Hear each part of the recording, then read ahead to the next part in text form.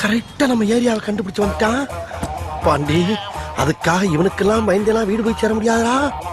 ஓப்பனிங்ல எவ்வளவு கம்பீரமா இருந்தியோ அதே கம்பீரத்தை யாரோ எவரோ மாதிரி மைண்டம் பண்ணு.